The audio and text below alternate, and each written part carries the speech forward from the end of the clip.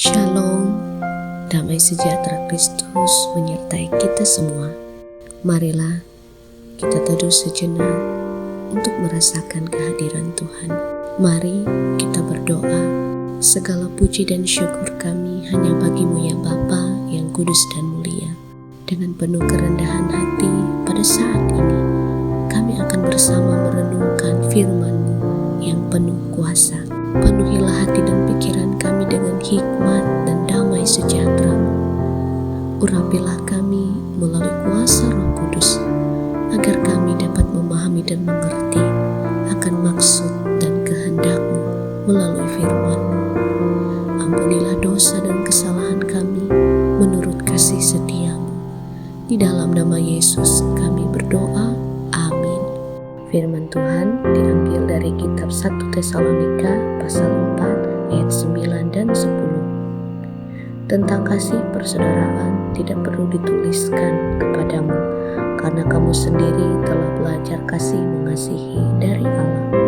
Hal itu kamu lakukan juga terhadap semua saudara di seluruh wilayah Makedonia. Tetapi kami menasihati kamu, saudara-saudara, supaya kamu lebih bersungguh-sungguh lagi melakukannya. Amin. Saudara yang dikasihi Tuhan, Jemaat Tesalonika adalah jemaat yang istimewa. Paulus mengatakan bahwa mereka telah belajar mengasihi dari kasih Allah. Kasih itu bukan hanya mereka pahami, tetapi sudah nyata dalam kehidupan mereka. Namun, Paulus tidak berhenti pada pujian.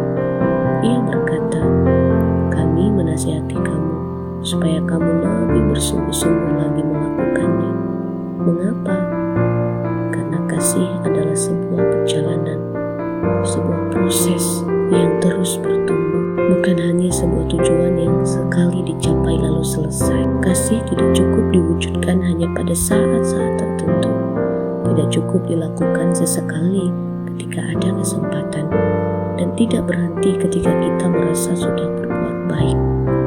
Kasih adalah kehidupan yang terus bertumbuh seiring pertumbuhan iman kita kepada Kristus. Setiap hari Tuhan memberi kesempatan baru untuk belajar mengasihi dengan cara yang baru pula, di mana kita diajar untuk lebih sabar menghadapi orang lain, lebih peka melihat kebutuhan sesama, lebih murah hati untuk mengampuni, lebih rendah hati untuk tulus menolong, dan lebih setia membangun semangat kebersamaan dan persatuan, baik dalam keluarga, dalam kehidupan bermasyarakat, dalam persekutuan kita bergereja.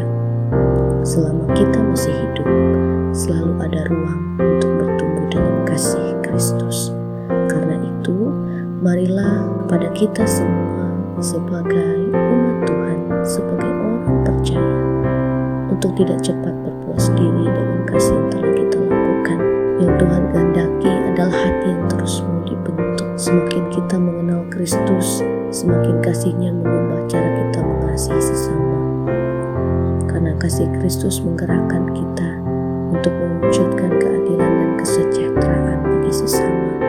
Kiranya setiap hari kita dapat berkata, "Tuhan, ajarlah aku untuk mengasihi lebih daripada kemarin." Itulah kasih yang terus bertumbuh dan menjadi kesaksian bagi dunia. Ketika dunia penuh dengan tantangan, ketika dunia menggoda kita untuk terlena dalam ego, dalam kesombongan, dalam kemarahan, iri hati, dengki, dendam, dan hal-hal yang tidak baik, kasih Kristus selalu menyentuh hati kita untuk menyatakan kasih kepada sesama. Walaupun itu tidak mudah, walaupun itu sulit, marilah kita tetap percaya bahwa bukan karena kita hebat, bukan karena kita kuat, bukan karena usaha dan kemampuan kita, tapi karena Roh Kudus yang berkarya, yang meneguhkan, yang memberikan kita kedamaian dan hikmat di dalam kasih Tuhan.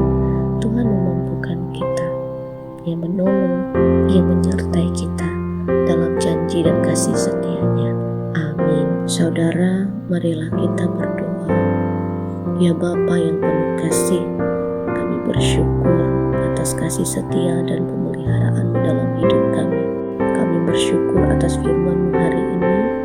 Terima kasih karena Engkau terlebih dahulu mengasihi kami dan terus mengajar kami untuk saling mengasihi.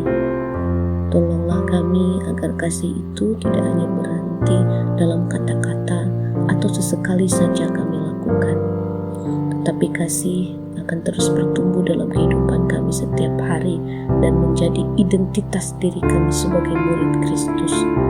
Bentuklah kami agar semakin sabar, peduli, tulus mengampuni, setia melayani Tuhan dan sesama dengan penuh kerendahan hati, sehingga melalui hidup kami, kasih Kristus dapat dirasakan oleh orang-orang di sekitar kami.